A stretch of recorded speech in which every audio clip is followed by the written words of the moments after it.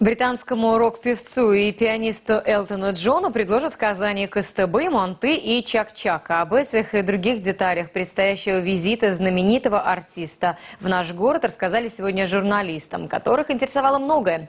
И гастрономические пристрастия эпатажной звезды, и то, как он будет перемещаться по Казани.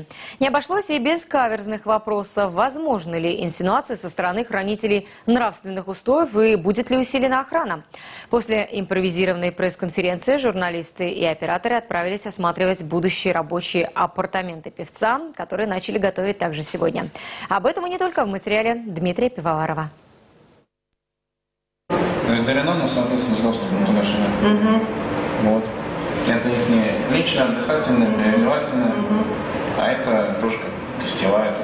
Концерт Элтона Джона называют самым многочисленным по обслуживающему персоналу. Около 1000 человек. Это, собственно, лондонская команда певца из 48 персон, плюс наемной группы, работающие со звуком и светом и отвечающие за области бытового и технического обеспечения. Здесь разместится сам Элтон Джон. Комната будет задрапирована светлой тканью. Полы покрыты ковролином. Напротив — музыканты. Никаких сверхъестественных мотивов в райдере Элтона Джона устроители единственного казанского концерта не увидели. Чем ближе к концерту, тем больше людей вовлечено. Гардеробщицы и те, кто будут там, билетные контролеры, да, это охрана, это дополнительные наши администраторы, которые безопасность помогают обеспечивать, силы милиции, скорая помощь, да, которая на каждом концерте должна быть.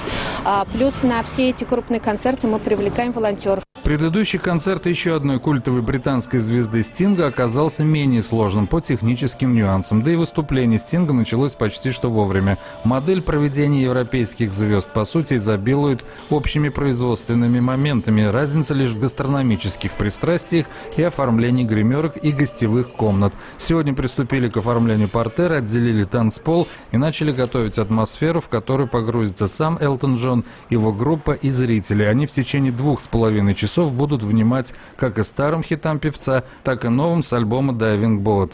Их сложно сравнивать, потому что вот когда приезжали Scorpions, определенные свои сложности тоже были, поскольку там здесь одна звезда, да, когда приезжает группа, то их несколько звезд, у которых у каждого должен быть свой личный автомобиль, свой личный охранник, свой личный переводчик, то есть там свои какие-то сложности. Госпожа Бухараева отметила, что вокруг проведения концерта британского артиста было и есть немало самого разного толка реплик, от анонимных интернет-пользователей до общественных организаций, до борцов за нравственные идеалы и так подпорченного общества. Слишком много всякого сексизма, подытожила организатор концерта, которая призналась, что выросла на песнях Элтона Джона, группы Queen и не думала, что в стране найдется немало любителей подержать свечу над телами рок-музыкантов. В переносном смысле, конечно. Дмитрий Пивоваров, Альфред Камилевский, телеканал «Эфир».